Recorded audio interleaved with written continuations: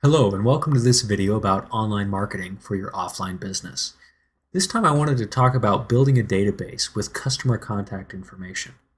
Now, I know that the old customer email list has been around for a long time, and when compared to Facebook or Twitter, it can seem boring and outdated. The truth is, a well-manicured and properly groomed customer email list can be one of your most effective marketing tools. Now let me clarify here. I'm not talking about doing an email drop to 200,000 people whose addresses you bought online. Spamming laws aside, that just isn't effective, especially when you're a brick and mortar store. I'm talking about maintaining a list of your current customers or people who have specifically said they want to hear more about your business or product. That list might only be 5,000 people, but it can be literally hundreds of times more effective at generating sales. One of the easiest ways to grow this list is by an embedded capture form on your website. There are many sites that offer this service. One of the most popular is Aweber.com. There you can create the forms you want, easily generate the code to embed into your website, and manage your list. Aweber will also handle your email and text marketing. One of the big advantages of using a reputable site like them is that they make sure all of your emails are CAN-SPAM compliant.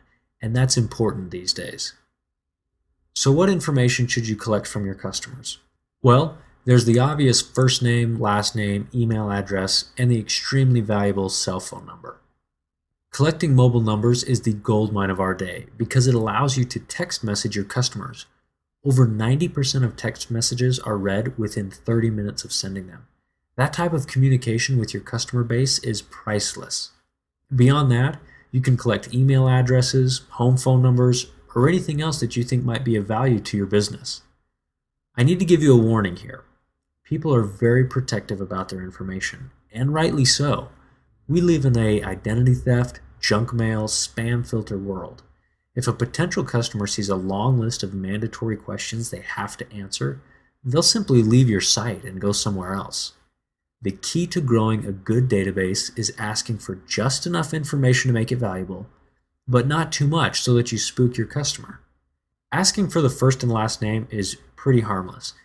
And let me interject right here and say it's important that you separate the first name and the last name as two separate fields. That comes in handy when you start emailing and you can tag it with their first name. It makes it sound much more personal. So again, asking for the first and last name is pretty harmless. But other than that, make sure that you have communicated to them the reason that you are asking for a specific piece of information. For example, if you want to collect an email address, offer to email them a coupon that they can use on their next visit. If you want to collect a cell phone number, let them know that you offer first-come, first-served giveaways via text messages. The point is, people need to be reassured that giving you their personal information will benefit them, and the sooner they see that benefit, the better. So now that you have your customers' information, what should you do with it?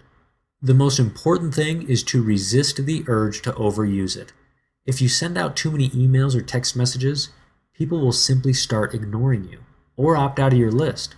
Worse yet, they'll complain to your list manager, like Aweber, and your account could be disabled. The general rule of thumb is to only send out a message when you have something to offer that will benefit your customers. Well, that's it for this video. If you don't already collect your customers' information, now's a great time to start. As always, you can talk to an online marketing professional for tips on ways to improve data collection and customer interaction. Thanks very much, and we'll see you on the web.